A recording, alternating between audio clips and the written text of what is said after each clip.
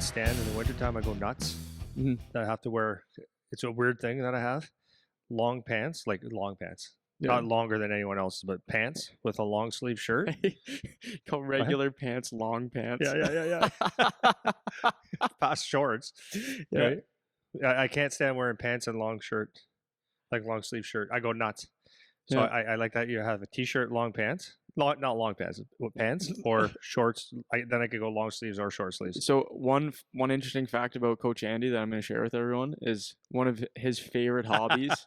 One of his favorite hobbies is to change his clothes.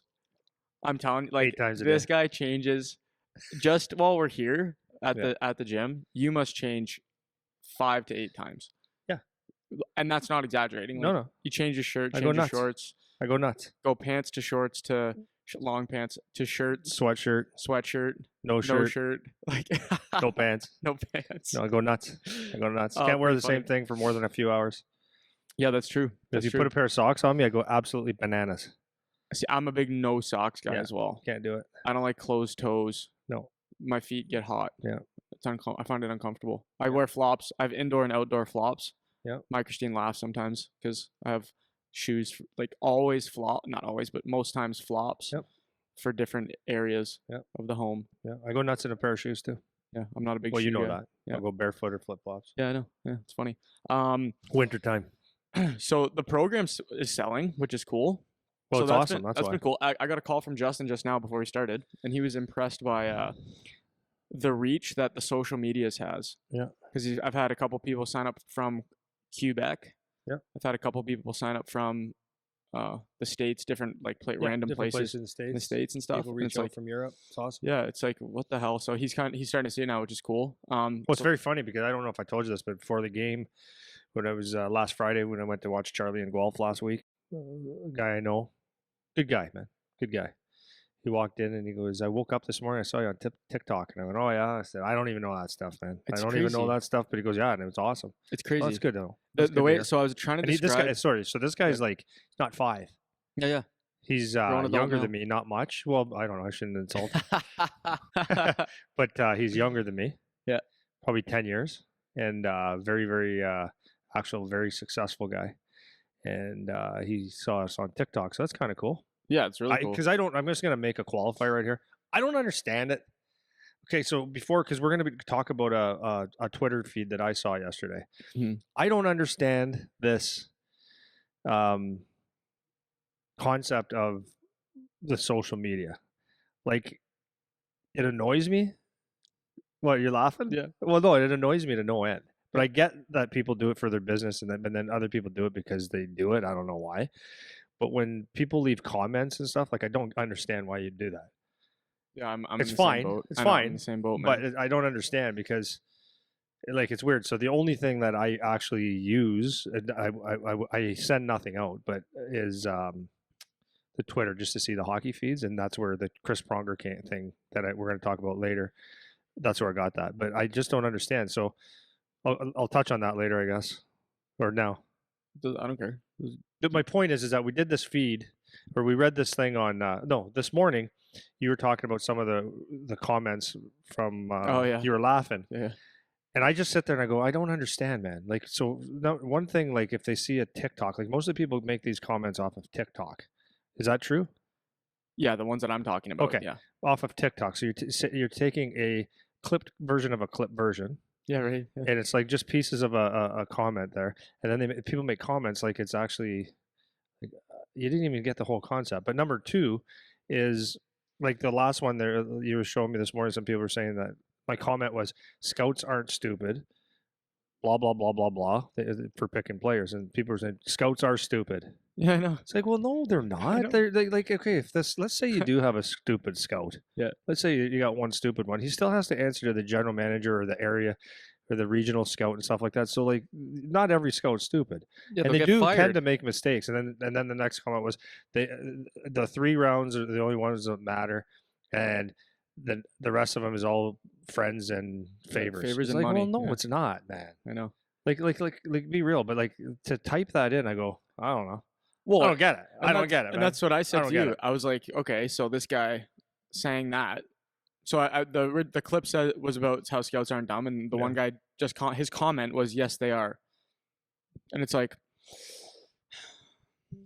okay, so first of all, we work with scouts, so I don't know how many scouts you work with, but that's actually part of our job. Maybe he does, and he just thinks they're all stupid. But even if, okay, let's say they are. Let's say you have the scouts that you've known are really stupid. Me or this person? This person. Okay. Right. Let's say he knows a couple. Like best case scenario, let's say he's worked with a couple scouts before, which I highly doubt. But let's say he has. They get paid to do their job. Mm-hmm. So that means if they do a bad job, you know what happens? They get fired. They get fired if they do a bad job. Yeah. Well, no, but you can be. You actually can be not the greatest scout. You could be. But the thing is as a scout, you're given a different perspective. So when I listen to a scout, sometimes sometimes some of them say things that are just generic. I get that. And sometimes their opinion is like, I could pick a different player, but anyways, they're not stupid. But it's like, sorry, I just want to tear on this more. If you go and watch 100 minor hockey games a year, which they do a lot more. Which they do more than that. Yep. But if they watch 100 minor hockey games a year, so they're watching the U16 AAA players every weekend, maybe 2 to 3 games for 5 years as a scout. It's like they've watched 500 hockey games. It's like things stick out. Yeah. You can identify patterns, even if you're not the best scout. And I'm not saying that every scout is optimal, right? But even the scouts that aren't the greatest, they're not dumb. Well, here's how it goes, though, right? Because it could actually seem like, how the heck? I'll break it down real quick. Yeah. How the heck does a scout know all the players? Okay. So what happens is you have your team, you have your scouting department, your general manager, then you have your scouting department. No matter what team it is, like NHL down. Yep. So one guy doesn't go look at all the players and come up with, like, that'd be horrendous. So what happens is, you have a director of scouting typically, or a head scout, and then you have regions where scouts watch, and then area scouts within those regions. Does that make sense? Yep. So now, one guy, let's say from the GTA or from the Ottawa area, is looking at mostly Ottawa players and other people that they play. So they get to see the same, I don't know how many teams there are, but let's say 12 teams or 15 teams over and over and over and over again, and then you start to see who emerges. What they do with that information is they bring it to the next level scouting, and then they review those reports, etc. Yep. And then they compile from all the areas, the general manager and the head scouting and the scouting together. Then they have arguments or debates on which player should be ranked at their highest. So like, it's not just one guy making a decision. That's my point. Yeah, for sure. And it's pretty thorough, and not everybody's right. That's 100%. Yeah, well, and especially, like, you also have to give some credit to the fact that you're judging a bunch of kids that are at the very beginning of their development. Yeah. So it's like you're also having to make a lot of educated guesses on where you think people are going to be in the future, which that's not easy to do. No. So it's like, but anyways, back to the point of what you're talking about with the comments, with the social media stuff. It's like, people are just, I think it's just a forum where you can anonymously talk shit and not with no consequences. Yeah. Right. So the Chris Pronger thing that we're going to get into in a second, we're reading some of the comments on this. So just as a primer, he's talking about finances with athletes. Yeah. Right. That was the point of his thread, which we're going to get into. His experience. Yeah. And some of these people commenting are talking about how, well, it doesn't relate to them. They don't care because hockey players are rich, and they're just spewing just whatever the normal garbage stuff. Yeah. And it's like that you're not understanding the point of what he's trying to draw attention to, or you're like deliberately being negative about it when there's a point. Like, I never feel sorry for a guy that makes 10 times my salary. It's like, okay, but that wasn't the point. That's not the point, right? But we'll get to that. Yeah, but we'll get to that. So I'm looking at these comments, and it's just like, for these people, I think they just feel like they have a free pass to just say shit. Yeah. And it's funny because on TikTok, because that's what I primarily post on, I have people that will either say things that are intentionally negative for no reason, just ignorant to the reality, like the scout thing we're talking about, or they'll say like personal insults to the people that are on. So I had one person chirp my eyebrows the other day. Yeah. So in one of the videos I was talking about, he goes, "Nice eyebrows," right? Yeah. And I don't know why he's chirping my eyebrows, but it's like, why would you stop by here just to put down a comment? I don't know. To make fun of something about somebody, even if you think that, right? Even if you watch a video and you're like, wow, what an idiot. It's like you actually stop and make the type comment. it in, and it makes no sense. Like you take time out of your day. To me, it makes no sense. Yeah. Zero. I don't get it. I know. Well, you can hide, right? You can hide. Yeah. So anyways, I want to get into this now though, because this was really good. So I don't know, you want to do a little intro to it before I read it, or do you want to just start reading? Yep. The intro was strictly this. I was going to check some hockey stuff, OHL stuff, and on Twitter, which I don't even know how to use a goddamn thing. It's just you press whatever. This came up, Chris Pronger, and and for whatever reason I read it. I usually wouldn't, so it was interesting. He was talking about finances in hockey. So now here's my qualifier. This is going to apply to basically no one. Right. Very, very, very few people are going to even have to worry about this. Mm-hmm. It doesn't apply to you, but the principle of it is really good for a lot of reasons. One, for any player or any kid that's listening to this or parent, maybe it gives you a little eye opener if you haven't had this already to, being prepared for life. Number two is realizing that hockey players aren't just a bunch of rich guys that blow money and all that kind of stuff. So athletes in general, or anybody, but and it's just about being smart. Like we always talk about reading books. We always talk about just using your brain, right? And that's what we're going to be. The later part of our podcast will be about that too. So this is just an idea of opening up your brain. So this will not apply to most people, but the principles of it do. Yeah, for sure. So, but I thought it was very interesting, and because my computer broke and I can't pull it up, you're going to read the thing, and I'll interject at some point. But it's very interesting. Yeah. Okay. So just as some background and my disclaimers before we start is, people a lot of times will talk about how they don't feel bad, like I said, for athletes because they make all the money and whatever. Yeah. So just for people listening to this, because there's going to be a lot of people, like you said, that this doesn't apply to. It's like, have an open mind when you're listening to what we're reading about and think about this from the athlete's perspective, because we're gonna throw our thoughts in as I'm reading through this. But so this Chris Pronger talking. You know how many years he played? What did he play? 20 years? At least. No, I don't know. 20. Something around maybe 15 to 20. He was one of the highest earning guys in the NHL at the time. So this was his Twitter thread. So this from Chris Pronger. I played 20 years in the NHL. I was one of the highest earning NHL players of all time and friends with many other pro athletes. My guess is more than 50% of pro athletes have financial issues in retirement. 50%. 50, that's his guess. Here are 3 problems I've seen and some stories. Point 1, athletes tend to be wasteful early in their careers and think the money train will last forever. Been there, done that.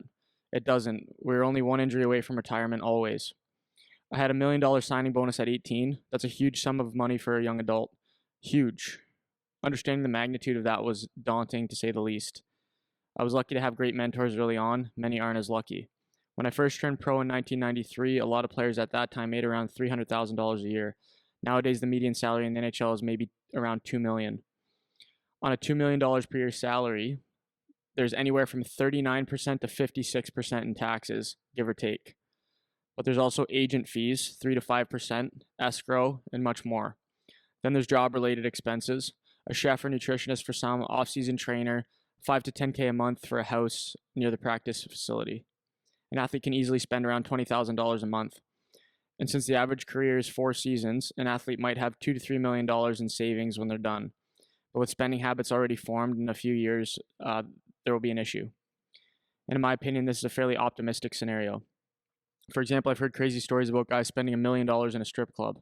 I know a guy who had a $2 million signing bonus. He immediately bought $400,000 in cars, dropped $1.5 million on a home for his mom, but didn't realize he owed taxes on it. Knock, knock, it's the IRS. So while the earnings can be great, it's easy to spend a lot, and the income doesn't last as long as one might think.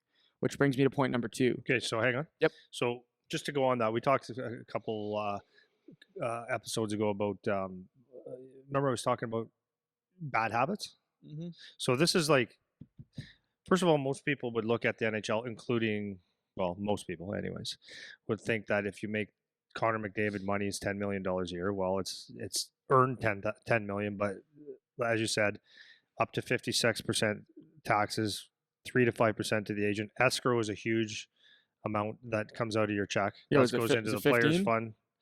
Well, no, when Otter and the boys were here, it was like 22%. 22%. Yeah. Okay. Yeah. I'm gonna crunch some numbers here. 22%. Yeah. Well, and that could go down. It's based on the league revenue, right? Yep. So if the owners make more money, escrow goes down. Okay. Yep. And then yeah, you're paying for guys like me to train you. Yep.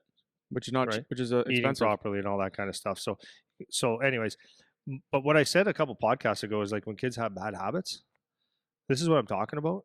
It's not about the $1 million. It's about when you have your money, you make a little bit of money. Do you need to go to get that coffee at Tim Hortons? Do you need to do this? Like those little habits that you have of spending when you're young, because when you make $100 a week and you spend $100 a week, when you add a zero, it's just instead of buying a coffee, maybe you go out for the keg or have a steak dinner, or maybe if you don't have your habits set, then it's not about how much you make anyways, it's about how much you spend.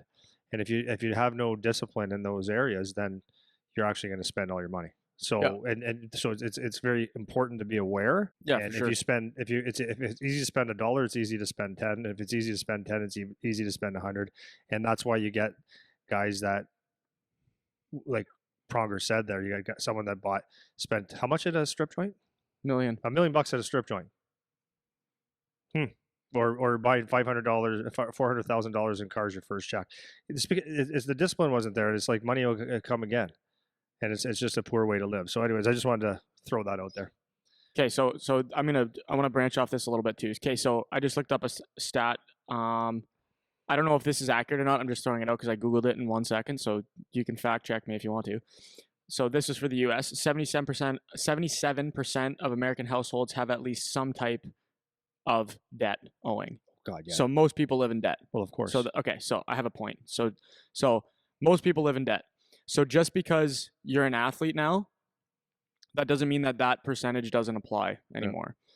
So everybody knows somebody that has had like some serious issues with their finances, and just because you think that some athlete is making whatever amount of $1 million a year, that they would be outside of that, and if they get into problems, it's their own fault and all that kind of stuff. Yeah. But then you don't apply that to the people that maybe make less. It's the same principle. It's the exact same principle. It's just they have more money to spend than you do, but the spending habits are the same, right? So just from what Pronger was saying in this thread here, so let's say median salary is $2 million.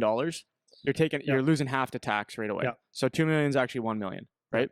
Then you pay your escrow. So if your escrow is 20% on the $2 million, that's another $400. That's out, right? So that means that your $2 million is actually $600,000 at the end of the day, and that has that's only from your taxes and your escrow. That's not your agent. That's not anything you need to do. Insurance that you buy for yourself. Yeah, insurance for whatever, and all your regular expenses that you have as a human outside of that. Yeah.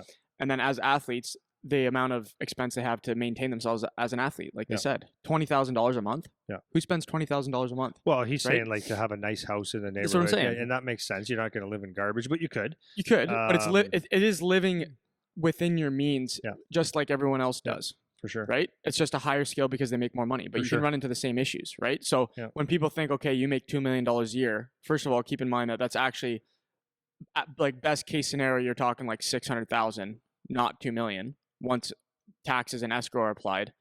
And then all the other fees and shit that normal people pay for on top of that after your agents and whatever other stuff you have to pay for. You know what I mean? Well, yeah. So if you go for steak dinners every night, that money goes pretty quick.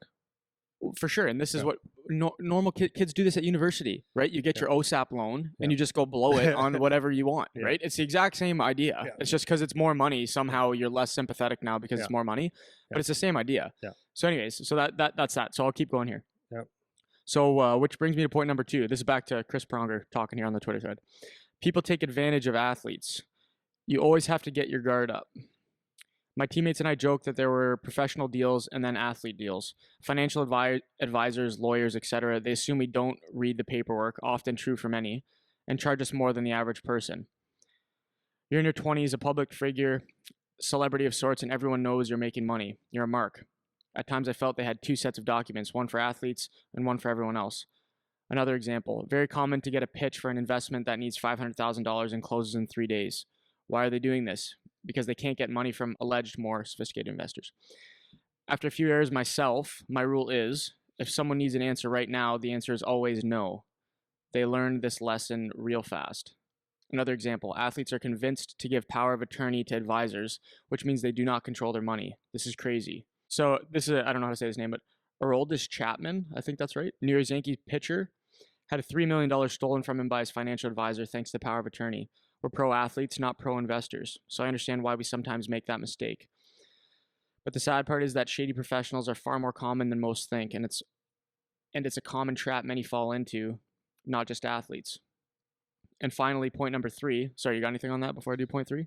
Yeah, for sure. Well, that is 100% true. Like all my friends, they have opportunities all the time, and it's really funny to see people who start attaching themselves to that. So I know a couple people that are in the financial world that went, they've stopped in here on my pro skates. Hey, is X around? Well, hey, can you set up a lunch with this guy? Hey, can you set up this with this guy? And it's like, you do it. You go build a rapport with them and stuff like that. And it's like, you can just see people go, okay, there's the money. I'm going to go get it. And they know that most guys don't have a clue of what to do. And if you do a good sales pitch, they're going to get on it or they're going to think about it and stuff. And it's, but the point of that is that when you are here or when you're going through this, like you do have to find people that, like, you're not going to hit a home run all the time. Mm-hmm. Right, like for anybody that invests money, like, and I'm not the guy, but if you invest money all the time, like people are always looking. I've got so many friends that outside of hockey that think they're going to get a home run in everything that they do, and they never hit a home run. They don't even hit singles. Yeah, right. Yeah. They lose because they're trying to hit the home runs, and it's not the way it works. So some guys have the ability to make big deals and financial deals and stuff. That's great. For the most part, most people are going to have to actually put their mind or find someone that is very trustworthy. Like maybe like, and I'm not going to go down that avenue, but you have to feel comfortable with people in your life. And that's what I would say to that. So for example, I won't say their names, but 2 guys here, they have the same, or maybe it's 3 now, guys have the same financial advisor. And they've told me some of the stuff that they do with them. And he has them on a budget. They're in control. He's associated with a bank, so there can't be any hanky-panky. That's a funny word, eh? Yeah, hanky-panky. But it's maybe safer than a lot of things that other people can do, but at least it's safe. Mm-hmm. And then he's got them on budgets, and he's got them like overseas. Like, well, if you're going to make that investment, let's talk about it, and that's intelligent. Yep. So the problem with that for a lot of people is it's actually intelligent. It actually takes time, and it makes you think, and sometimes that's the problem. Yeah. So for as professional athletes too, like what's the average age? 20 to 30 years old, probably across all sports. Yeah. Across all sports, you're between 20 and 30 years old. Yeah. Okay. So if you're somebody who's running into millions of dollars, let's say over a 4 or 5 year career, and you got some 45-year-old, 50-year-old older guy that's supposed to be, in business for a long time, really well respected, and you're not versed in any of this stuff. It's like, how you're a kid, man. You're a kid. If you're 25 years old, how are you supposed to navigate what to do with your money? Yeah. So somebody comes along with a suit and tie on that sounds like they can help you out. Yep.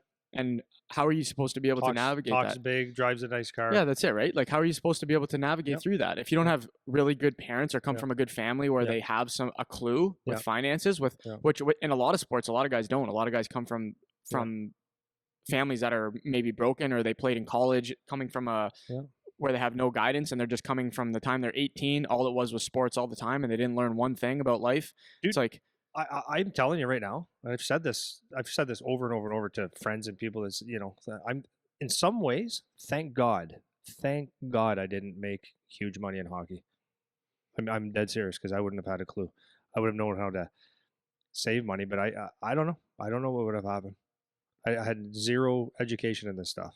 Yeah. So when you're in your 20s, nobody expects their 22-year-old that just graduated university to be able to have all their finances in order and to be able to save properly and to whatever. And they don't even have the pressure of the sharks coming to get them because they have the money, right?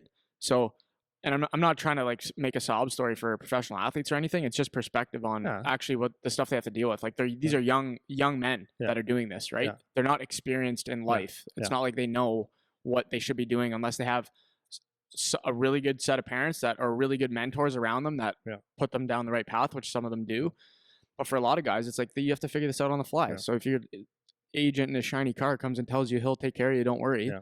And you're like, okay, that's good. I don't have to worry about it. And that happens. There's tons of stories like that. So it's no bullshit. It's like that's the kind of stuff that happens, right? So point 3, back to Chris Pronger here. Point 3, many players have an entourage to take care of. Oh, that was another thing I was going to say. I forgot to say that. Yeah. It can be hard for many to let go of friends from back home.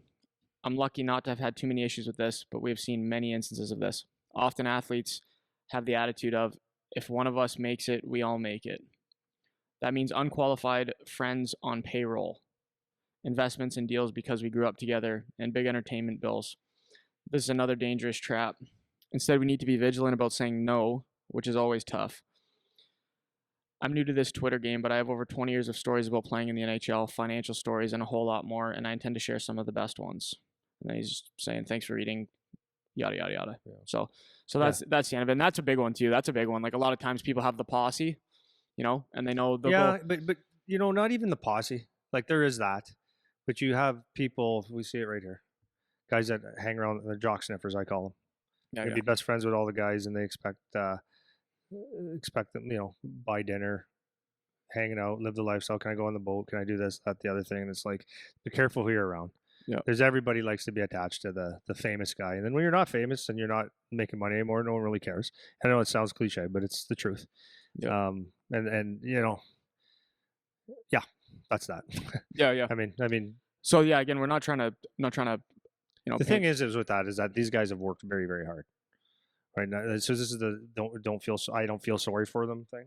Or people say, I don't feel sorry for them. They make a lot of money and all that stuff. Well, here's the bottom line, just to qualify this, is that I think that if you can play in the National Hockey League for 1 year and get one good contract, or a contract where you can sock away $300,000 to $1 million before the time you're 22 or 23 years old, and if you do nothing else, I think and you've done that intelligently, that's a really, really, really good start to life. I've always said that. If you can do that, that's a really good start to life. If you can have a second contract and a third contract where you can make millions and bank it and invest and do really well, then you can have yourself a fantastic life. So if you have a brain, you can do that. Like saving it. Now, people could say, well, I don't feel sorry for them if they lose all their money. It's like, okay, that's fine. Or they don't deserve that money, whatever it is. The 1% to make the NHL, the less than 1%, it takes work. So people that say, I don't feel sorry for them, it's like saying, I don't feel sorry for a guy that started off driving a truck and collecting garbage and bought another truck and invested and bought another one and turned it into a multi-million-dollar garbage company. It's you don't feel sorry for him. What do you mean you don't feel sorry? Of course you don't feel sorry. The guy worked hard. He built a business, and it's the same thing as a hockey player or an athlete or a businessman. Oh, it's the same thing. To get to that top percent, you're either totally gifted and it doesn't matter, or you've had to put the work, sacrifice, give up your summers. And people say, oh, give up your summers. Yeah, whatever. Trust me, man, this is hard stuff. This is hard. For sure. It's so hard to be the 1%. So that's the one thing I would say is, because I know people will say, I don't feel sorry for these guys.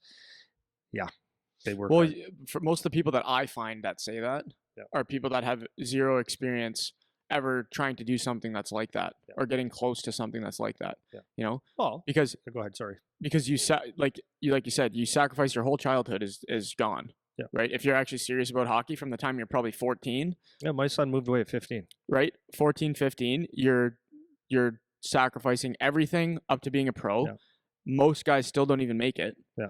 And then oftentimes people will associate everyone who plays in the NHL as being a Connor McDavid or whatever, right?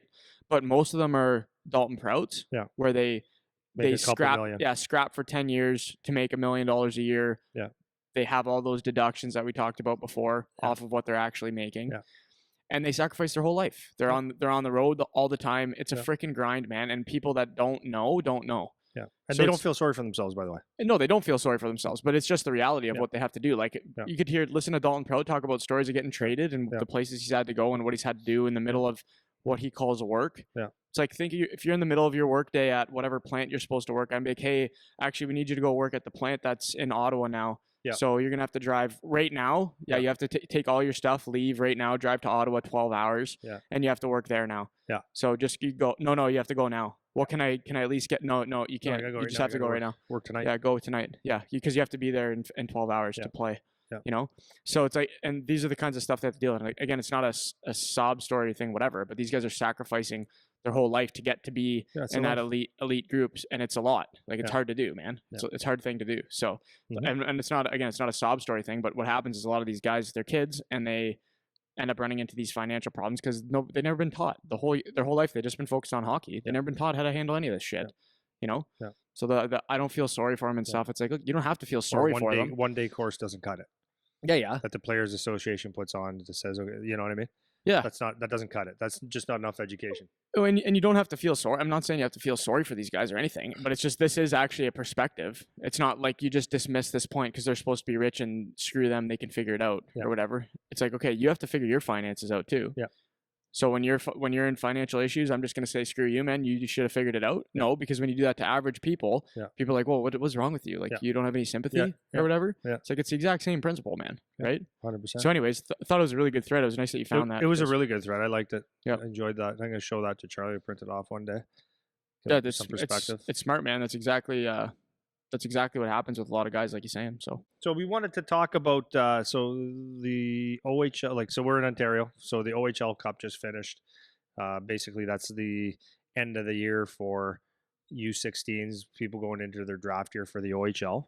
So that's right around the corner. And I just wanted to go over some helpful, because again, I've had some people coming in or calling me about, I've got an interview with these people. Like, what do I say? So this time of the year, I kind of go through it with kids on how to do hockey interviews. And we've done that one last year, but I think it's actually worth doing again, because I look at it this way. When it comes to a hockey interview, let me say it this way. Is a hockey interview important? Absolutely. Is it going to make or break? It can. But when you go watch a hockey game, if a scout or a general manager or coach, whatever, whoever's scouting a hockey game is watching and everybody looks the same, then obviously you're not standing out, right? So you actually want to stand out in a game so that someone says, okay, I like this hockey player as a player. You identify them, right? You see things that you like. So the same thing goes with the interview, is that at the end of it, during an interview, you want to be able to stand out, because most people, in my experience, and again with the kids, it has nothing to do with them being not smart. It's just they haven't been experienced with this. So what you want to do is you want to go into a interview, you want to be able to stand out, have some intelligent answers, have some thought, make it look like you have a brain, and make it look like you have some knowledge about yourself, the game, the league you're going to, some goals, and just that. So the point is that at the end of as much as they want to like you on the ice, if you can impress someone through a conversation, then that just increases your odds to be a player. And this is a good exercise, even if you only get one interview or none, to understand yourself as a player. So anything with that? Anything so far? Yeah, I think it goes back to our common theme for everything we talk about, is just being able to have a brain, and actually think about some answers and know a little bit about yourself and be able to speak like an adult and have an adult conversation, which is not just a hockey skill. Like, that's actually just a life skill. So even if you never get one hockey interview ever, you're going to get some version of an interview at some point, and the worst thing you can do is be unprepared for that, or have no answers because you never thought about the question, and I find I run into that a lot with the kids that are around that 14, 15, 16 age group. It's like no one has ever pushed them to have to think about anything. Yeah. Like, the one thing I was going to say is the other night I told guys coming in for the off-season program that it's really important that they have a notebook or something to track what their progress is, right? Yeah. And I left it at that. And I left it at that. Like I said, you need something to track your progress or to write down information that you think is useful or whatever, right? Which seems to be self-explanatory, but I guess it's kind of a vague statement, like track your progress. Like, what do you mean track your progress, right? Yeah. So I had one of the kids at the workout. He came up to me towards the end of our first workout and he goes, "Man, I brought this notebook and I didn't even write in it. Like, what was the point of me bringing the notebook?" And I'm like, "Well, like, why do you think I asked you to bring the notebook. Like, what's the notebook for? And he's like, well, I don't know. And just didn't think. Like, take 4 seconds and actually think about the answer before you just spout out, I don't know, right? Actually think about it. Right. He's like, well, you said to track your progress. I was like, yeah. So what does that mean? He's like, well, I don't know. Like, what am I supposed to write down? I'm like, well, I don't know. What could be an option of something that you write down? Like, what did we do today? What exercises did we do? How much weight did you lift? How much did you do each set? Was it hard? Was it easy? Could you have done more? You know? Yeah. And those just doesn't know to ask those questions. Yeah. And I find that's a very common thing with a lot of kids that are in that teenage group, I guess. Yeah. And I don't know if it's a function of just that they're young or if it's a function of what are your teachers teaching you in school? Like, you're supposed to be learning how to think, you know, or your parents or whatever. So I don't know what's the issue. I don't know why it's such a problem. It doesn't matter what the issue is, right? Yeah. It doesn't matter. The point is that they got a good lesson from you. Right. That's the point. The point is that that someone that they look up to, someone that is trying to help them, gave them advice of bringing a notebook in. And that's where Charlie and Jerv started writing everything down, their workouts and stuff. Remember when they started doing that? Because it's funny, right? They saw how everybody eats here. Everybody eats green, healthy. So what do they want to do? They want to be like that. So they noticed that I do it, you do it, Dalton did it, Zach did it. We all wrote down our workouts so that we know what we did, how we did it. So the fact that they came in here, I actually, as much as you want to slap them, right? And I get that. The other side is that he said, okay, I brought this in, and why? So now it's one step. Maybe the next step is he brings a pen the next time. Yeah. Right? Yeah. And maybe the next time he puts the date, and the next time he starts going, oh, that was a good idea. Or he starts tracking it. It's a process. So I like it. And that's, I don't mean to make it sound no, I know think the kid's an idiot or anything. I'm not saying I know that. It is just that they don't know. Like, no one has ever said to them, hey, and you know, I was actually really promised because not the same kid, but these two kids that come in, they're almost exactly the same type of personality. Yeah.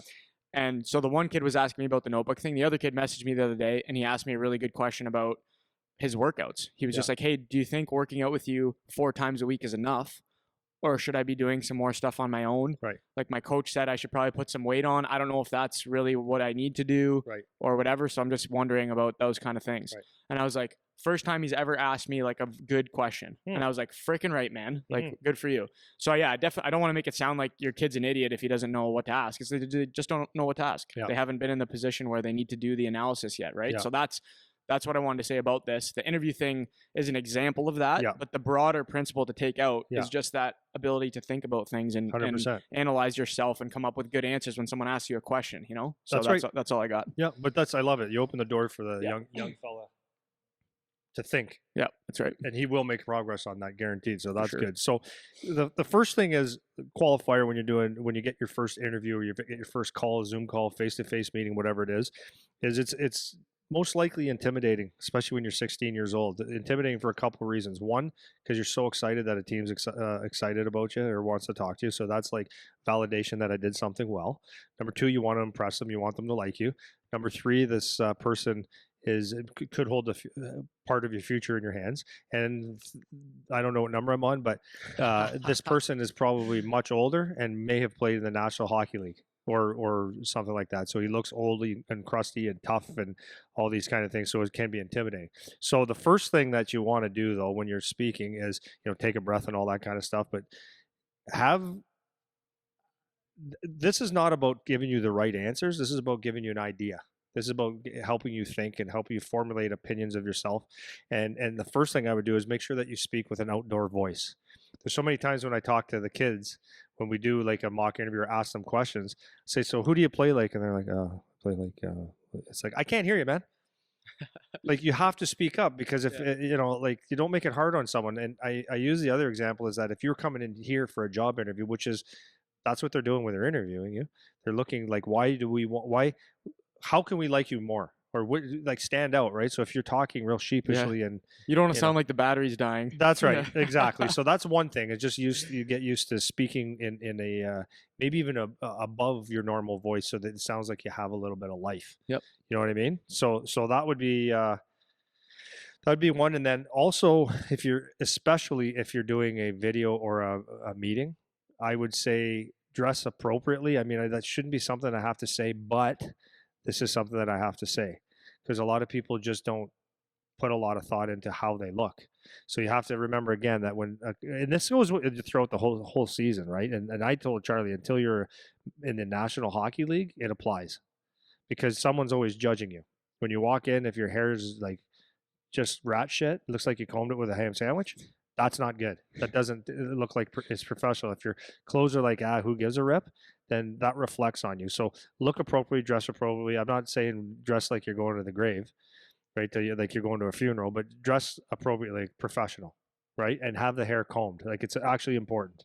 It's not even that it's that important. It helps you, right? It helps that you took care of yourself. You took the time. So to me, if I'm sitting there and Mark Hunter from the London Knights wants to interview me, who worked in the NHL and has one of the best franchises in the junior hockey, if he wants to talk to me, if I sit there with my hair combed and maybe a button-up golf shirt or a golf shirt with a nice pair of pants or whatever, at least he looks at me and goes, okay, the kid took the time to comb his frickin' hair and shave, right? He didn't come here thinking like we're doing a rap session here. Yeah. Right? You know, it's important. Well, one thing I noticed, we had the OHL Cup final on the other night in here, and they were doing some interviews with some of the kids that were nominated for like Player of the Year or whatever. Right. And so they had like a little 15-second interview with each of these kids. Yeah. And the same two things right away stand out. It's the voice. Do they sound like they're scared? Number one. Yeah. And number two is, what are they wearing and how is their hair done? Yeah. Right. Their appearance. Yeah. That's exactly what people go to. Those are the 1-2 punch, right? Yeah. So some of these kids with their like long, scraggly hair to here, it's just a mess. It's like, man, did you not know that you were having, that's what it looks like, you know, or their bad suit that doesn't match, or they think it looks cool or whatever, or not, or they're wearing a baggy sweater. It's like, you don't look like you gave a shit about this at all, you know? So it's like just little things like that. And it's like you said at the start, is it going to make or break you? Probably not. Doesn't change how you play hockey. No, it's not like it's going to make or break you, but it might help you. It might help you. And it might hurt you. Right. So it might hurt you is the key, right? So maybe even at best, if it's a wash, that's better than having it hurt you. Yeah. Right. So it's always better to err on the side of presenting yourself appropriately, you know?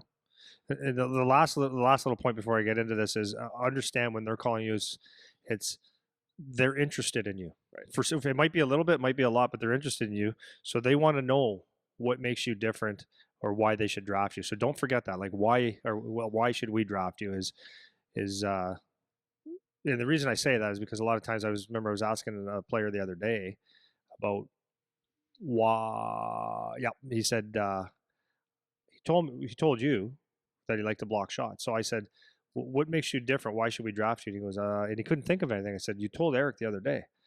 I said, don't you like to block shots? He goes, oh yeah. I said, okay, dude. Yeah. How many guys go into an interview and say, I like to block shots? Yeah. If you say that and say, I actually like to block shots, like I like it, that changes everything. That's a game changer. Yeah. There's how many coaches and GMs hear that in an interview? That's right. Right? So I said, you say that. You tell them exactly, because they want to hear the things like everyone says I'm a 200-foot player. Yeah, everyone says that. So you say something like that, it's like, okay, do you actually really? Let's talk about this. I guarantee it. Yeah, you know, sure. Make them laugh. You get their ears will perk up. Yeah, right? That's it. So are you going to go into the questions here? Yeah, in a sec. Do you got one more? Because I just got one more thing before you get into the questions. Go. So the two pieces of advice just going into the questions that I want to make sure I reiterate because you touched on it before. Number one is there's not a right answer. No.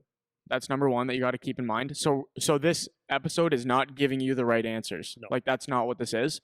Because if we do, if they teams interview all the people that listen to our podcast and it's the same answer, then that's not good either. Yeah, that's right. Right.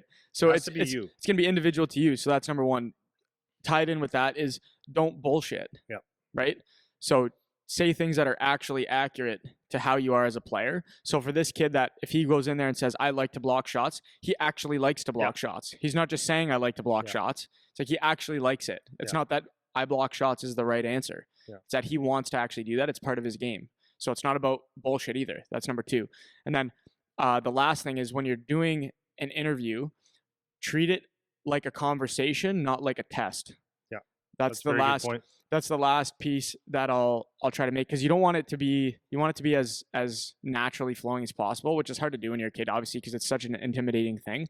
But the more you can make it sound like you're talking to your parents, the more comfortable it's going to be. Yep. So if you're thinking that you're being tested the whole time, which in a sense it is a test, so I can understand that thinking, but it's more a conversation than a test. So think of it as I'm just having a conversation, not I'm taking a test right now, Yeah, so that's what I'd say. And some of them are very difficult. Yeah, very difficult, and they put the pressure on you. I've seen it with my son, and some of them are like they feel for the kids, so they kind of guide them along and they try to help and they're nice, and it's the way it is. But nonetheless, even if you don't get an interview, this is a great opportunity for you to kind of think about your game and what you're all about. And I mean, it's an excellent exercise, and to be able to express it.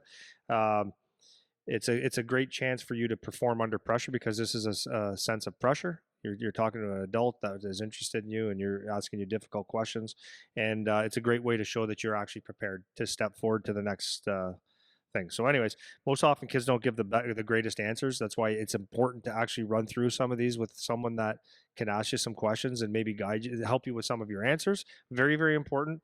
And then just don't be vanilla, and like you said, be as honest as you can. That's important. So anyways, I'm just going to run through some common questions. I think I got 10, 12, and maybe we'll get through them all. Maybe we don't. And again, this is not about giving you the right answers. This is common questions. Would you like to report? Would you report? Let's say I'm asking you, Eric. Would you like to report? Would you report if we drafted you, or do you want to play in the OHL? Yeah, I want to play in the OHL. Okay, and that's the typical answer. Yeah. Yeah, so like, hey guys, if that's the answer, it's like, that's hard, man. So like, ask yourself again, like, when a question's asked to you, they're asking for a reason, right? So if you just say, yes, I would like to report, they're going to go to the text box and say yes. And some coaches and GMs, that might be enough. But for the most part, is like, ask yourself, why are they asking that question?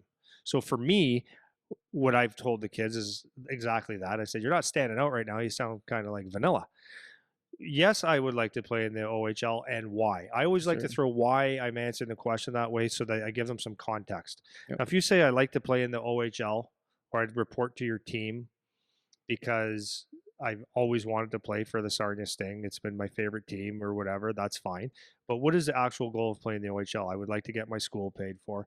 I've always had a dream of playing at the highest level. To what? Maybe to get to another level. And if you just give a little bit of context of why you said, yes, I would like to play in the OHL, and this is why, then the bigger the reason, really, the more draftable you are. Does that make sense? Yeah, for sure. So like, if I'm hiring someone to work here at PowerTech and they say, why would you like to work here? You go, so I have a paycheck. Okay. Or if I ask you, why would you like to work at PowerTech? And you say, well, actually, I love hockey and I love business. And I've seen how this business works, and I really want to grow the company with you. That's a different answer. Yeah. Who am I most likely going to hire? Right? Yeah. Now, on the other side, be honest again. You can be a kid that says, I'm not sure if I want to play in the OHL. That's an answer. Because now if they're actually interested in you, they might, ask why, but they might pursue like, okay, I might have to sell this kid. Do you know what I mean? Yeah. So I don't know if I want to play in the OHL because I'm only 16 years old. I'd like to play in the NHL one day, but I heard that college is pretty good too. And I might have to take more time to develop someone, blah, blah, blah, blah, blah, blah, blah.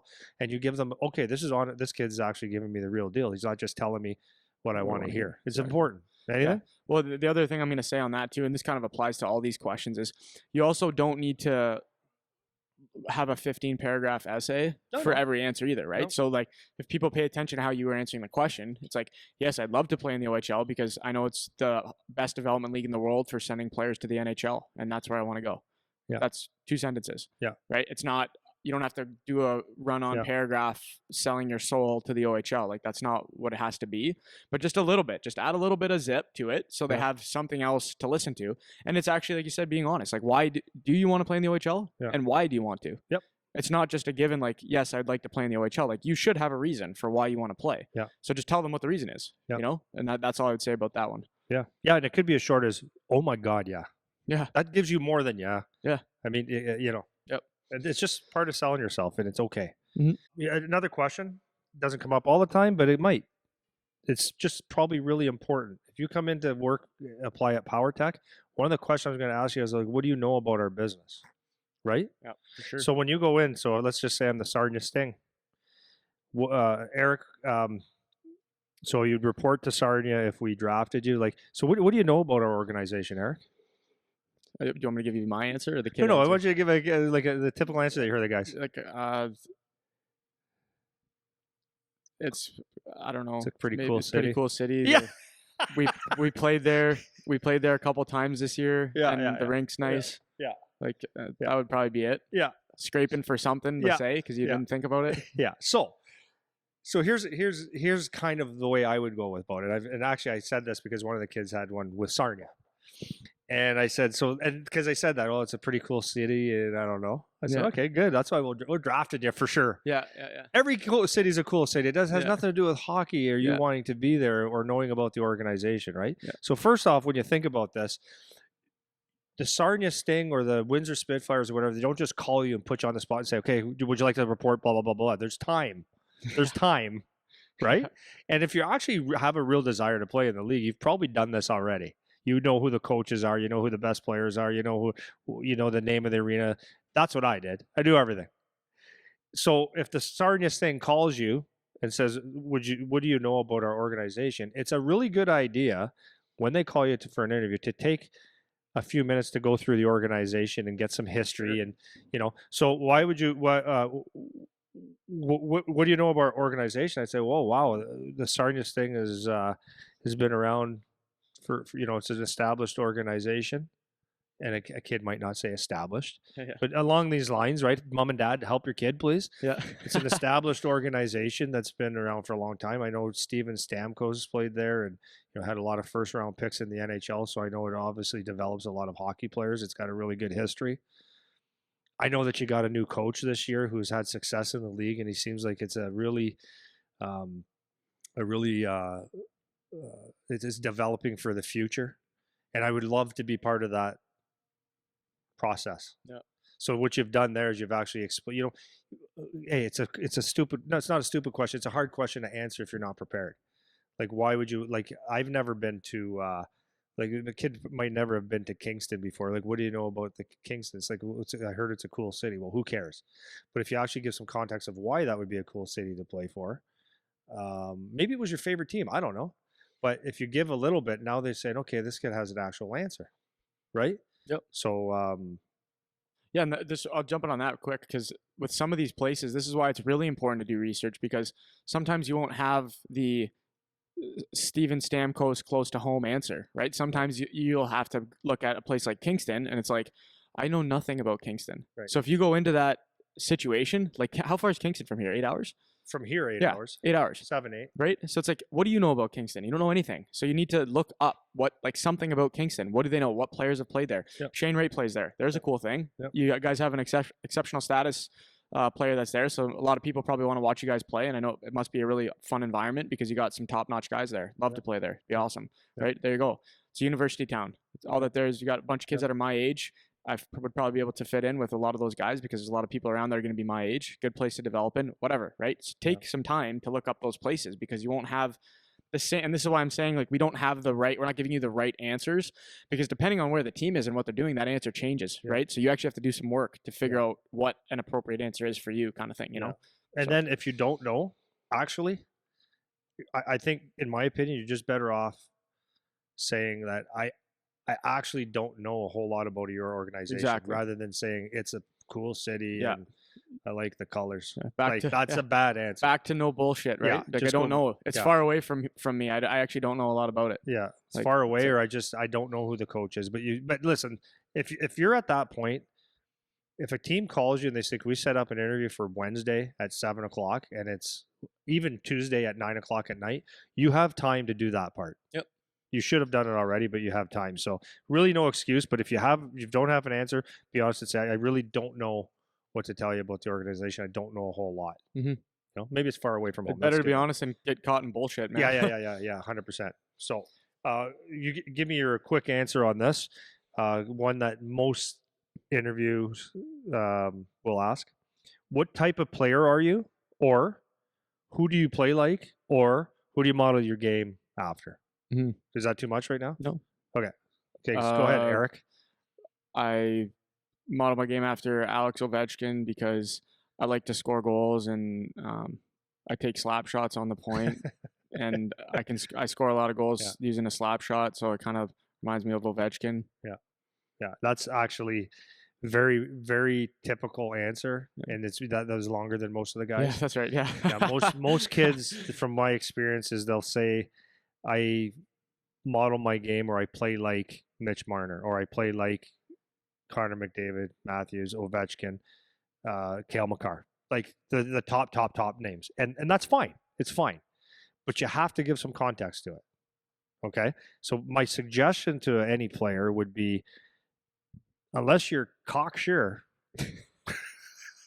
and you don't delete that, it's just a word. Do you know what I mean? Well, I did it for you to laugh.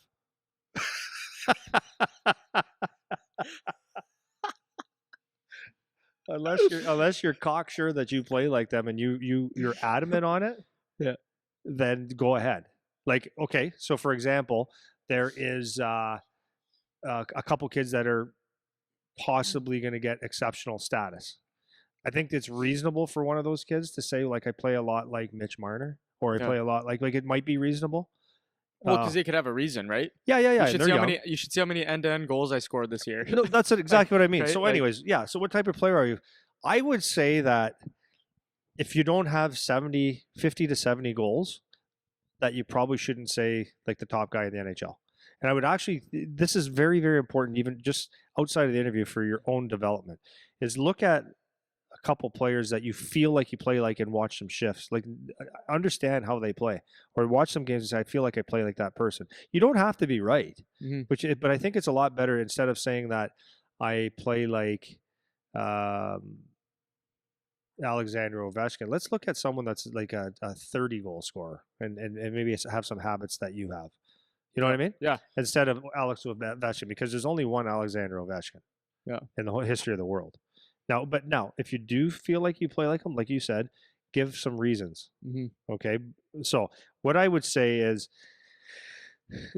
say that is this is the type of player that I feel like I play like, because, right?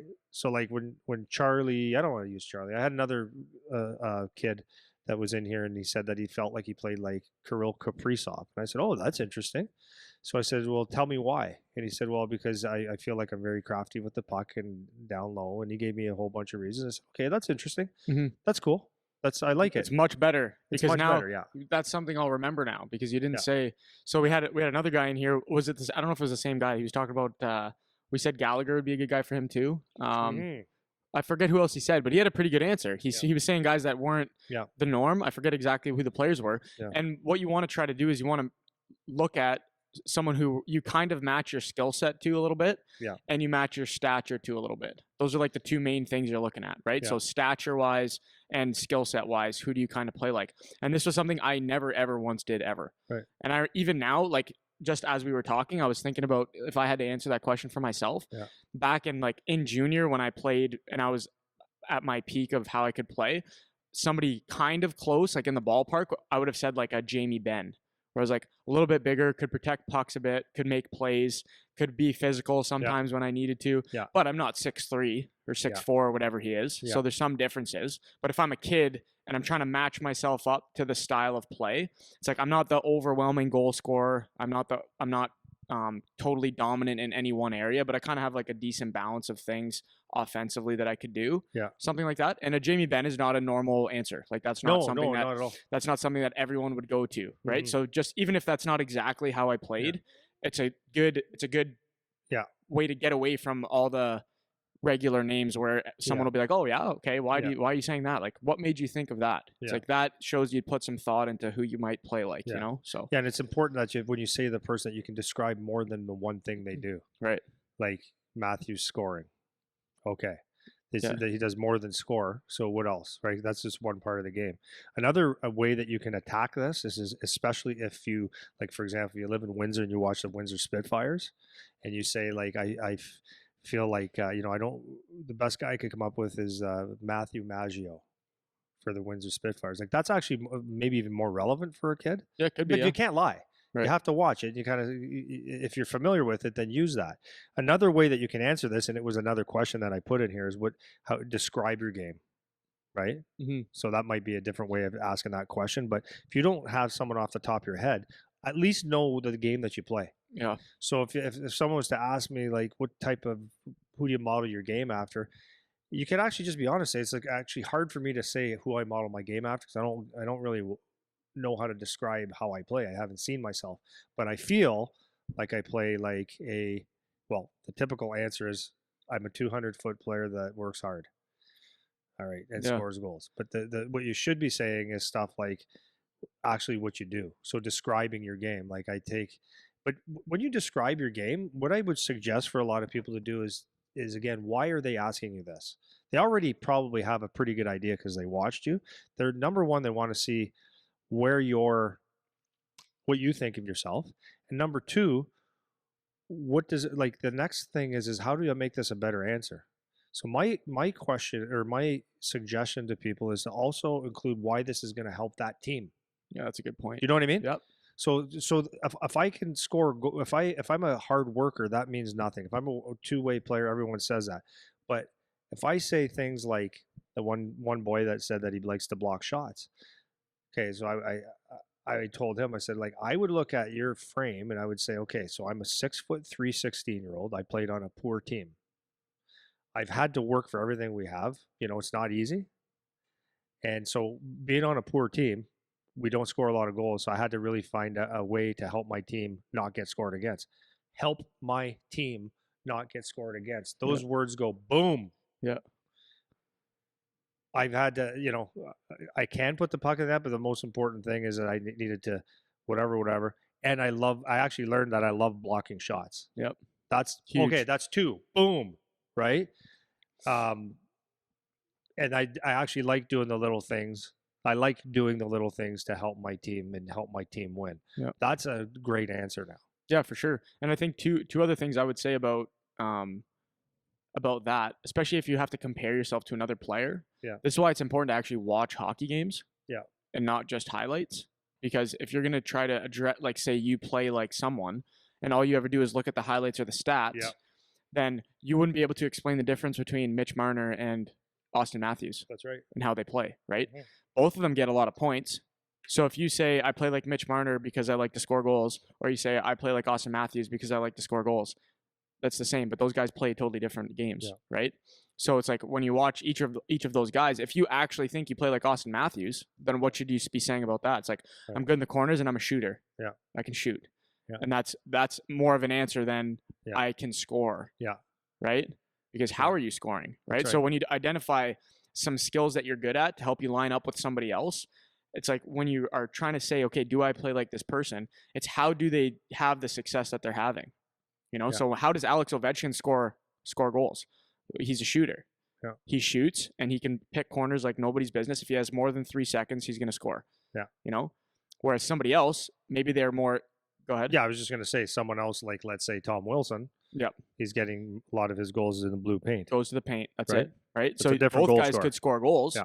Right. Yeah. But it's like now you're getting something that's specific to their game, which is specific to your game that you're making a comparable to. Yeah. So that's how you can think about that. Yeah. So think about your game, guys. Like and mom and dad, like even with your coach, get some ideas because it's actually very important to have this. The next question, I put a bunch here. Do you play any other sports or do you have any athletes in the family?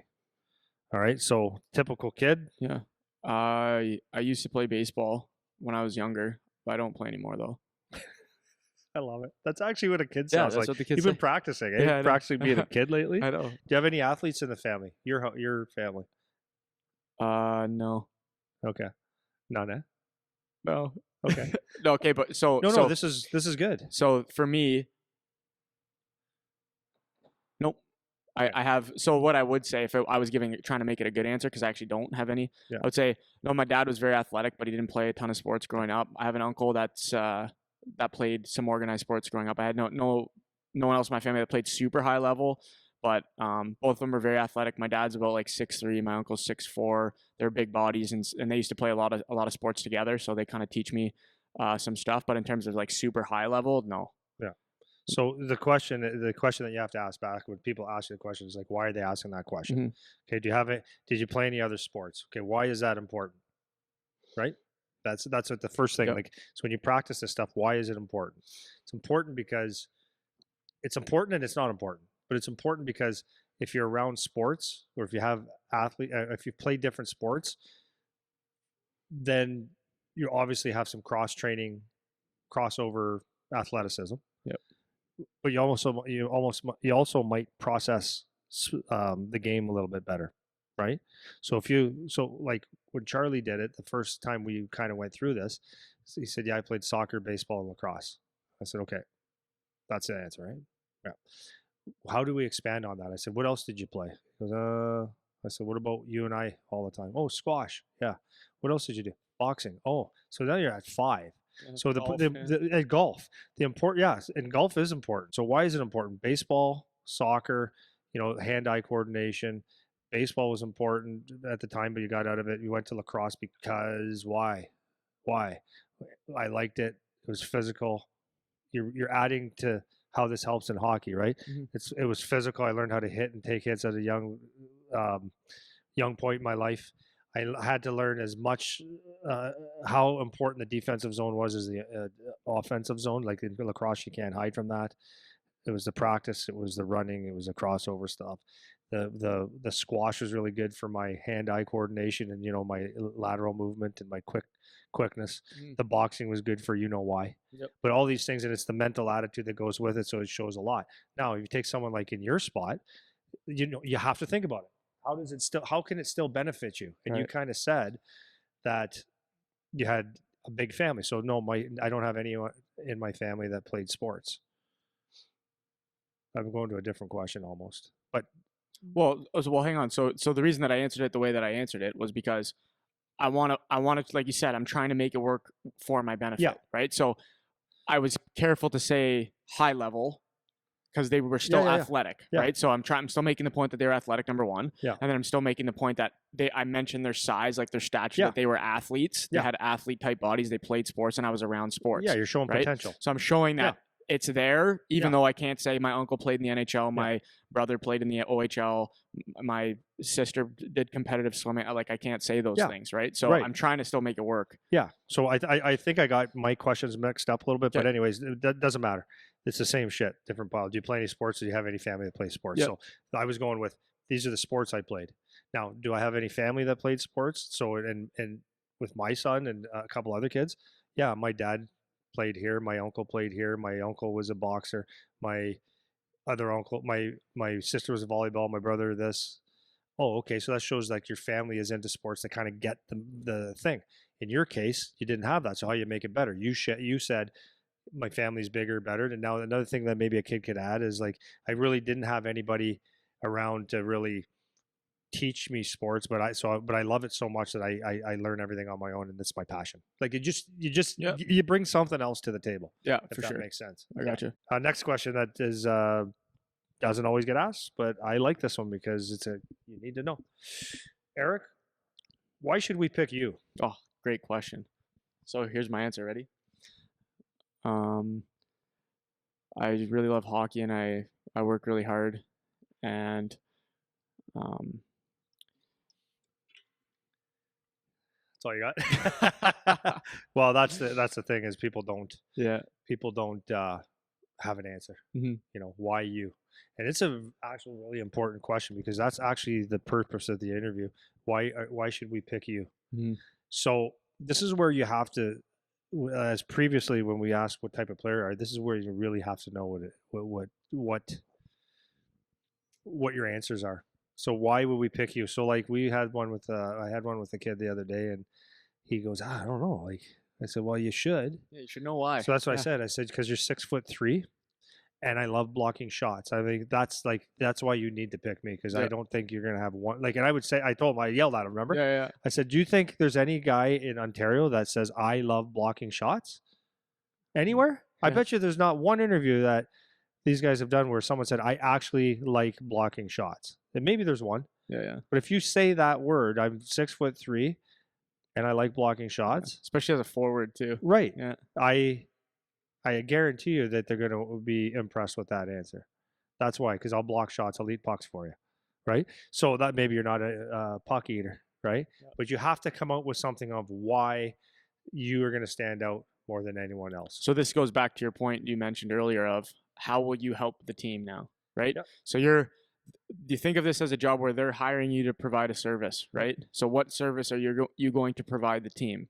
Yep. So if you're a guy that can score a whole bunch of goals, that's an easy one because people don't know, like you're an offensive player that can score a bunch of goals. But it's better to try to think outside the box a little bit, give an answer that's not just what everyone else says, right? Yeah. So I'm going to work hard and help you guys win. It's like, okay. Yeah, so is everybody. Right? So what is specific to your game? And this is, again, why it's important that you understand your game and why we're not giving you the right answers. We're giving you a framework of how to think because you need to figure out what points about your game specifically are going to be beneficial to this team. So for this guy that likes to block shots, you can key on that's a strength. You can key on that. That's something you can pump the whole time, right? Yeah. If you're a guy that plays physical or does other little things, like the one kid we were talking about, he's super, super gritty. It's like, I won't lose one battle. Yeah.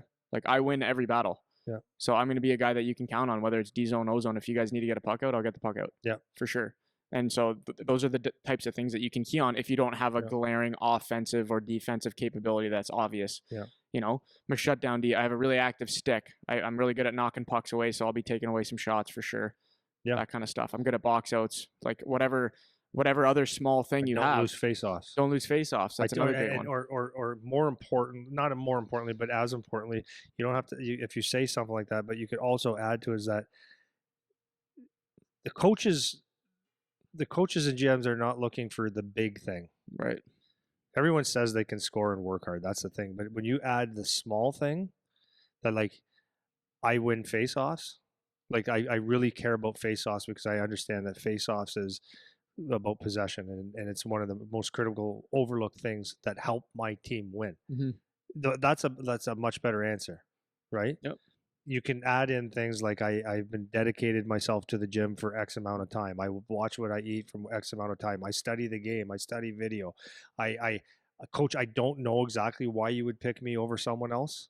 All I know, like it's an answer, right? Mm-hmm. All I know is that I will be a sponge. I've always been a sponge. You can ask my coaches.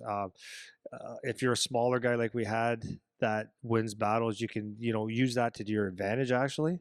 Because he's a later bloomer, he can actually say like, I know that I've always played as the small guy, but I have an older brother that's big, and I'm a late bloomer physically, but I win my battles as a small guy, and I know that when I become a 6-footer or 6'1", which seems like that's what my family gets to, that I'm going to win battles at 6'2", but I'm going to still play like I'm 5'7". Mm-hmm. And so if I win battles now, I'm going to win them there. And I want to learn. Like it's just adding value to what you are. Yeah, the key too is like you're mentioning you can mention things away from the game too that are important, right? Like I'm extremely coachable. Like I get systems. Like I'll understand what we're doing. I can execute stuff. I'm not going to be a drill buster. Yeah. I'll be really good in the room. I was one of the captains on my team, and I'm a glue guy for the team all the time. I get along with everybody. I make sure everyone's feeling comfortable and all that kind of stuff. Yeah. So I could go into that role as well, so that you can take it a bunch of different ways, but you want to play things that are actually your strengths in life. Like that's what they're going to be looking for, because they need somebody to do a lot of different jobs. So the things that you understand about yourself that you're good at on or off the ice, you can use those things to your advantage, you know? So you have to know what they are first though. Yeah. But the important thing that we get out of this is that you have something, not just, I don't know, or because I work hard. Or you won't regret it. Like you got to back it up with something, and it's very important to do that. So take a look at your game. It doesn't matter who you are. Look at your game and what you do outside of the game, and analyze what you feel you do the best, and use that to your advantage as you're moving forward. Yeah. And if you do that, then it makes them say, okay, this kid has a clue of what he's about. Because the worst thing to do is to say that you're a goal scorer, a power play specialist, and you got 6 goals for the year. That's right. And the worst thing to do is to say that I am a two-way forward that likes, you know, real physical two-way power forward where you're minus 27 and you got 3 hits on the year. Yeah. They've watched you play, Yeah. so they actually know the answer already. Yeah, that's right. Yeah. So why would you pick you? You know. Anyways, that's that one. Why should we pick you? But it's a very important, because this is the thing. Why should I take you over this guy? Yeah, that's the whole theme of the interview. Why? That's the whole point. Yeah. And you sit here and say, because I like a paycheck, or because I got a good attitude, or you say, because I want to grow the business. I see so much potential that I will do. When you say there's 40 hours of work, I'll actually put 60 in, and I'll do the work. Okay, I like this kid. Yep. Right, I see potential. I'll do whatever. I'll wash the floors, right? Mm-hmm. What can you improve on, Eric? I feel. Well, I'm gonna say the way I've heard kids answer. It's like, I feel like I could be a better skater. I could probably be more physical. Faster, stronger. I could be stronger. Yeah, I could be bigger and stronger. Yeah. I need to get stronger. I need to put on some weight. Yeah. Like those kinds of answers. Yeah. So if you actually know what you like, I don't want you, when you go into an interview, I don't want you to beat yourself up and say, yeah, I'm really shitty. Okay, so this is why I said it. Sorry to cut you off. This is why I said it the way I said it, because I've heard this a few times where it's like they actually answer honestly, which is funny, like things that they think. Yeah. But it's like they're kind of beating themselves up about it a little bit. It's like put a little velvet on it. You know what I mean? Like, keep in mind what Andy was saying. Like, you want to make it work for you, right? You don't want to say I'm a bad skater. Yeah. It's like you don't want to say that, even if you don't think you're the best skater. It's like you always want to make your answers work for you. So if you actually know what your weakness is, just like you said, put some velvet on a sledgehammer and say, you know, I know that I need to work on my skating, or my shot could be better. But in my opinion, the best way to say this is this would be my answer for everybody. Actually, it's like, I'm 16 years old.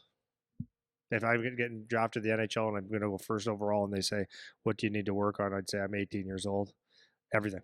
I know that I need to work on everything. Like, that's a non-negotiable. Mm-hmm. So I mean, and that's why I'd be a great pick for you, because I know that I need to work on everything, and that's what I'm willing to do. Really, really learn and work. Right.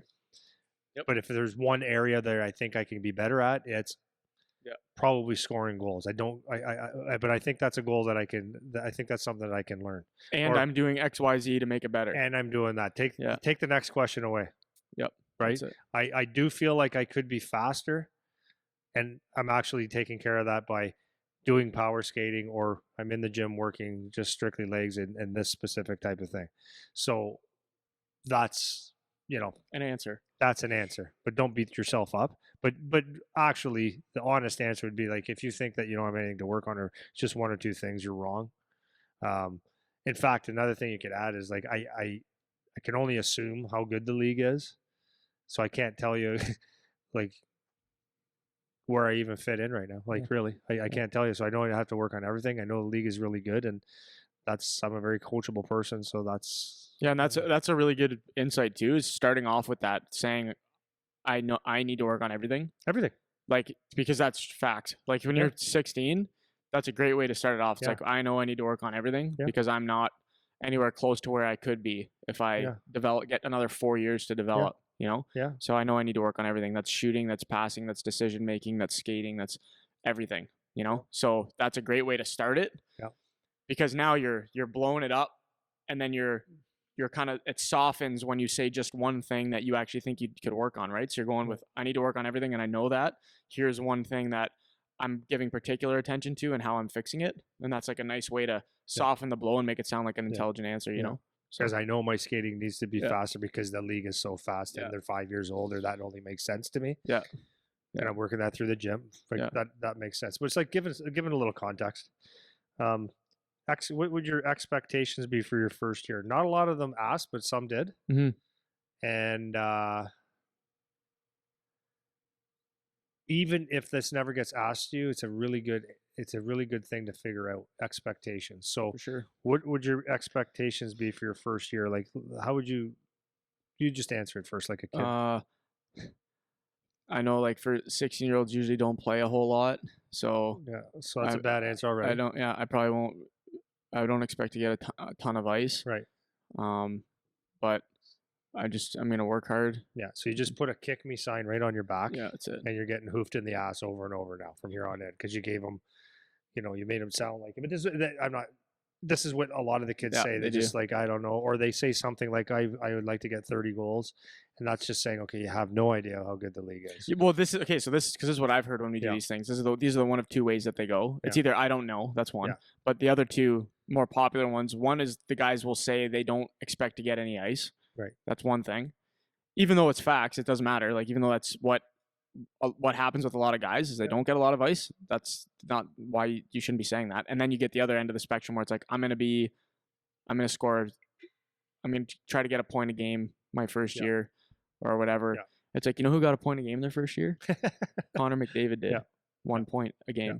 It's like you're not getting a point a game. Yeah, or Tavares or whatever. Yeah. So it's like that. Yeah. Those are the common answers that I hear. Yeah. So it's a kind of a trick question. No, not really, but they're trying to see where you see yourself succeeding. So I have an answer. Like Charlie and I talked about it, and I said, "Here, this is the answer, right? This is actually the answer. This is the answer. If you actually care and you actually are willing to do the work, this is the answer. Is that your expectations you don't have any.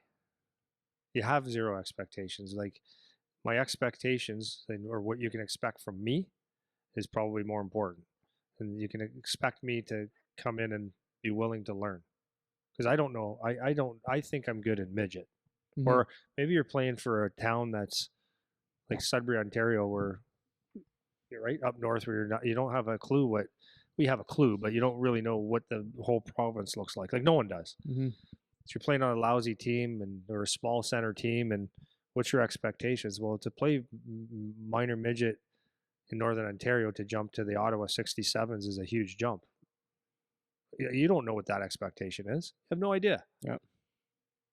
So what do you what can I expect myself to work my ass off, right? And learn. So if you can go there and learn your first year and earn ice, earn everything you get, those would be reasonable expectations. You're not lying because you don't know. You don't know how hard it is to score in the OHL. You don't know if you're going to have 2 shifts. You don't know if you're going to play. Yeah. So that's what that's what I teach the kids to say is like, and don't just say this, believe it or understand it, because it's actually the right answer. It's like, I have zero expectations except that I'm going to learn everything I possibly can and apply it so that I can earn 1 shift or 2 shifts or 1 extra shift or whatever. And that's what the first year or maybe 2 is going to be all about. Yeah. It's about earning and learning. Those are my expectations. That's it. That's all. Yeah, there's nothing else you can control. That's right. That's what you can control. Yeah, and most guys, whatever their expectations are, it ends up not being that anyways.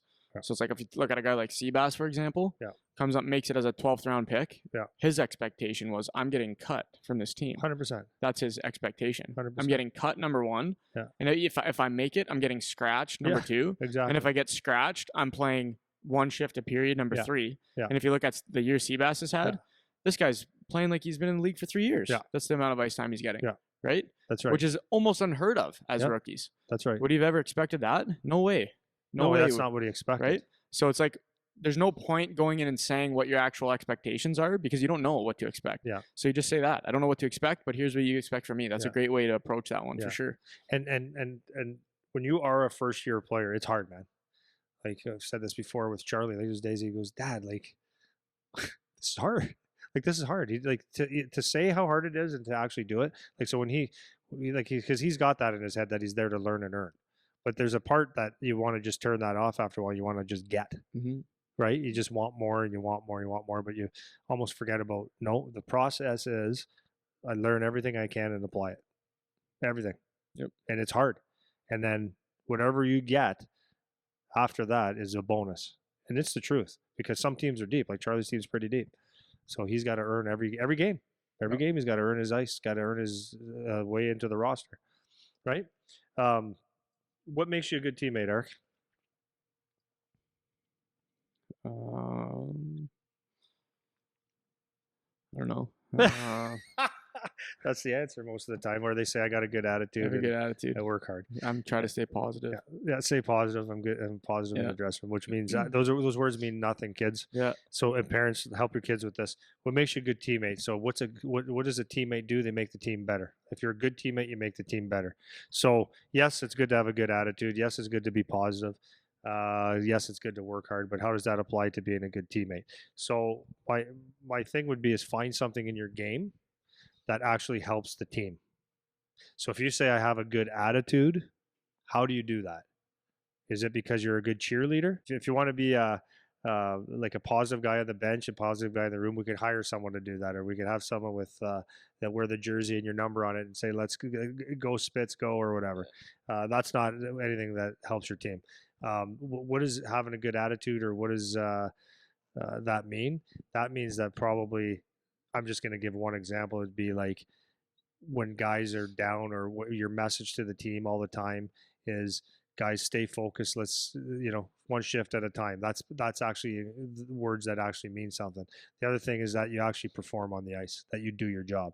So you do your job well, and that's what makes you a good teammate. Now, when you say you do your job well, what is it that you do? So to be a good teammate, I do things that help my team win. So that's like, give me the examples.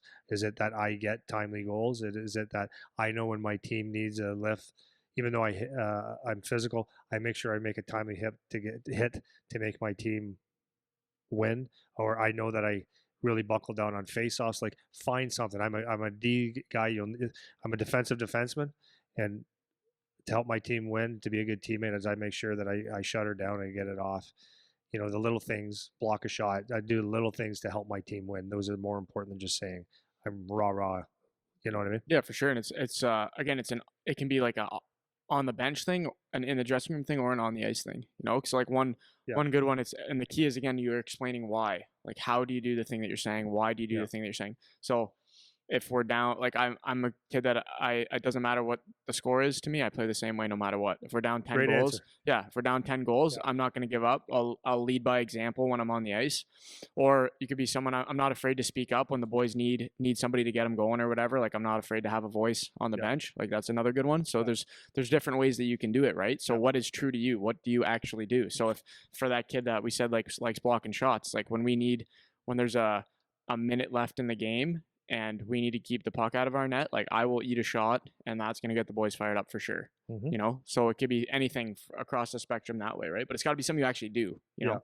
So So just to kind of go back on a few of them, is like, there's a theme here almost, right? It's the theme is that come up with your own answers, but it's actually creating a thing that you're making them interested in you to make their team better. So as we're answering questions, I always like you to go back and answer, like, how do I make my team better, right? So that's the theme of that. I'm just kind of reiterating that. The next one here is, what type of coach would you like to play for? Or what type of coach do you play for? Do you like a hard ass, Eric? Someone that kicks you in the ass a lot, or do you like someone that likes to say, "Hey, Eric," and explain things to you in a teacher? So you like a teacher or a hard ass? Mm-hmm. So the typical answer would be, I like what I've found, at least, kids answer the way they actually think too. Yep. They'll say, well, like, I want a coach that would, come and explain to me, like, when I do something wrong, so that I can get better, to learn from the mistake that I made, whatever. That's a common one that I hear from kids, something along those lines, where they specify a preference for coaching, and that's kind of the trick, I think, more or less, to the question. Or they say both. It does Both. both. But the thing is that, in my opinion, it doesn't matter. Yeah, that's right. Because if you happen to like a teacher that explains things, and you get drafted to a team with a hard ass, it doesn't matter if you like him or not. Or you get drafted to the perfect coach, and he gets fired or gets hired to the NHL the next year, and you get a different type of coach, and it doesn't matter. So the answer actually is, it doesn't matter. You can have a preference, but actually it really can't matter to you. And the point of this is that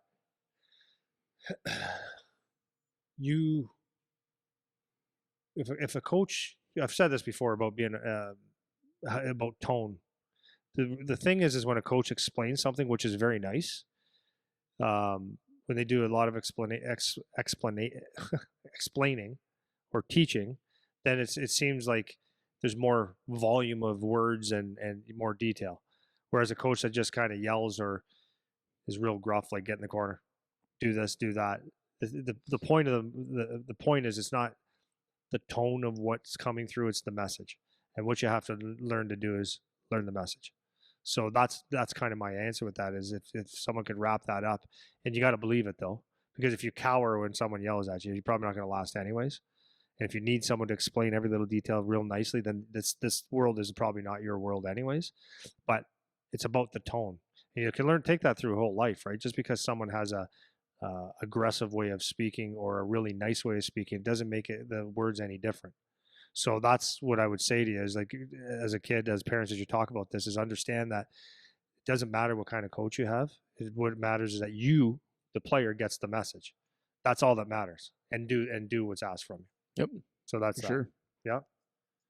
Do you have an example of playing under pressure? Well, I actually have a good example that comes to mind for me.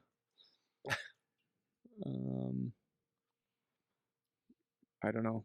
Okay, so this is one of these almost impossible to answer questions. Mm-hmm. It gets asked quite a bit. Yeah. Okay, might not get asked for you, but playing under pressure. So your simple answer could be, honestly, I don't have anything that really sticks out to me as playing under pressure. I can't give you anything. Mm-hmm. That's fair enough. Part of the reason might be because you don't feel pressure, and the other answer might be because you just can't remember. Mm-hmm.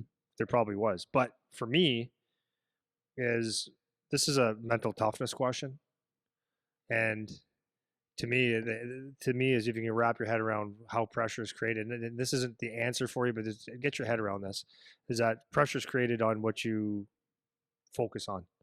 If you focus too far ahead, too far behind, like in the past or too much in the future, you focus and you start thinking of what ifs and what could be's. So the big game coming in a week, when everyone's reminding you how big of a game it is, and you talk about, yeah, it's going to be a big game, it's going to be a big game. Guess what happens? It becomes a big game, and you put pressure on yourself, and the what ifs happen.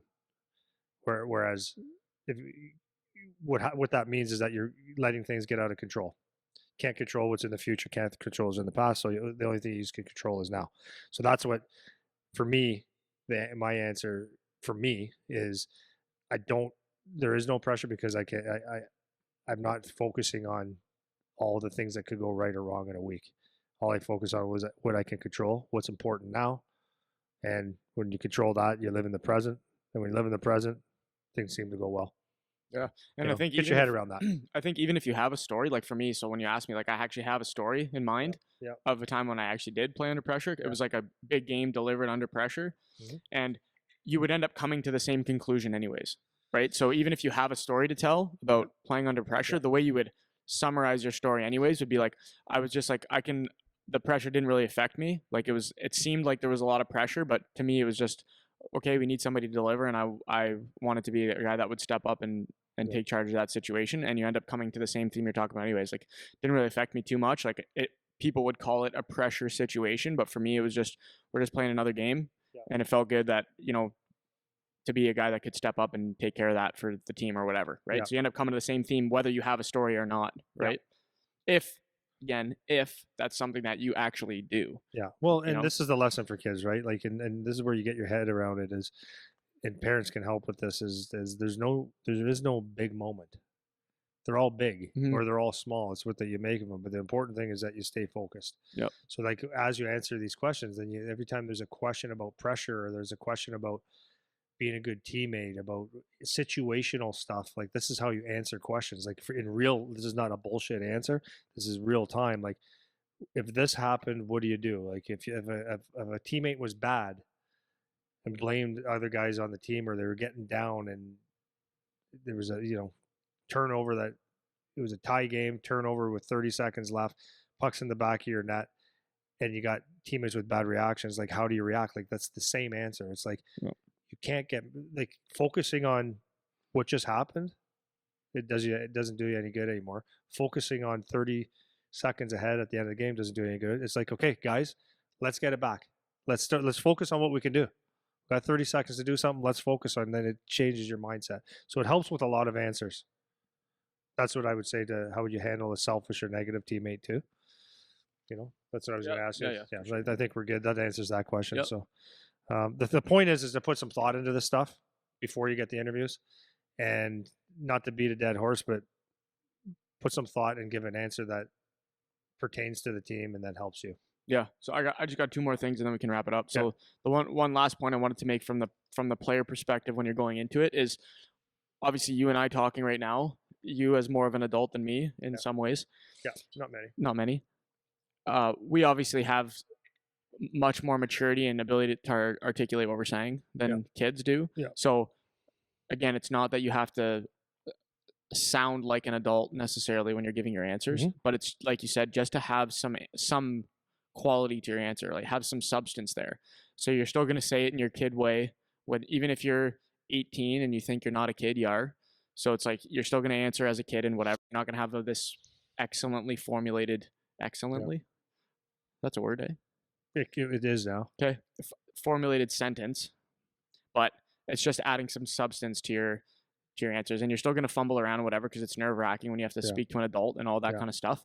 But you can practice, right? You can practice giving some answers. It doesn't have to be rehearsed necessarily, but if you don't have the ability to just have a natural conversation flow, because a lot of kids don't have that yet, just make sure you have a point, to what you're saying for each thing. And if you stumble around it, like it's fine. They know that you're kids when you're talking to them, but you're just trying to keep it as much of a conversation as possible. And then the last thing that I want to just circle back to, like you said, was the theme, right? You're trying to build a theme for yourself as well. So you shouldn't have, by the end of an interview like this, where you're answering these kinds of questions, you should end up saying a lot of the same things about yourself. Yeah. Right. So you should know about yourself. Yeah. And that's what these questions, even if you don't get an interview, it's good to know the answer to a lot of these questions, because it'll get you to get to know yourself and how you play and what you're like as a player on the ice, as a teammate, as a whatever. And that'll help you on the ice just with your development as a player anyways, right? Yeah. If you don't know yourself, if you don't know how you play, then it's a little bit of a guessing game of which way you should go when you're trying to work on certain things, Yeah. So if at the very least, this is going to help you to get some perspective on yourself and what you are as a player and as a person, So that's why it's just a really good exercise, even if not for an interview, So do you have anything on that? I just have one more thing to ask you before we wrap up. Go, you ask me. So last one that I want to say, we talked about it from like the player perspective. So what about some advice or some tips for parents to help their kids get ready for this stuff? Just a couple words for parents on this kind of stuff. Yeah. Parents are funny because a lot of times kids don't want to listen to mom and dad, but it's how you present it. Right. And, ask questions in a non-threatening way. That's how I would say it. That's how I always just did it with Charlie. We'd be shooting the shit a little bit, and I'd say, like, if you have an interview, Charlie, which you are going to have, I said, what type of player do you think you are? Well, that actually happened beforehand, because I would ask him, who do you think you play like? And he gave me his answers and why, right? So those questions just came up a lot of the times. But that's what I would say to your kids: is you have conversations with them a little bit. Don't beat them up. Just ask questions, right? And they can come up as they come up. I was just gonna say that. Do you know what I mean? It doesn't have to be like in an interview preparation setting. It's just like when you're when you guys are just hanging out on the weekend. Like that's how Charlie and I built our relationship, playing catch and driving in the car, and after like just talking like me and you would talk. We would play catch and he would talk to me, right? That's the best way to be a dad, in my opinion, is we'd play catch or lacrosse catch. And as we were playing catch, now his guard's down. I didn't trick him or anything. How was school today? Then he would talk to me about whatever happened at school, whereas other times he wouldn't, because it's like more like a dad, right? And when it came to hockey, it was the same thing. I was able to say, play catch and say, what'd you think of that shit the other day when that guy slammed a stick across the crossbar? Then he would talk to me, and it's like, then I could say, that's a sign of mental, not being mentally tough and frustrated, that body language thing.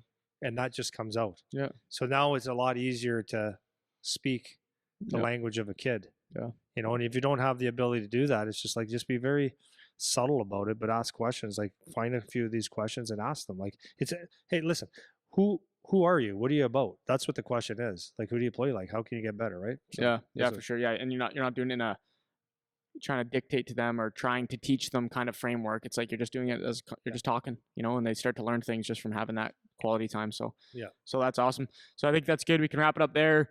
If you guys got any follow-up, let me know. Program's available online for anybody who wants it. You can find it on the website. And we'll see you guys next week.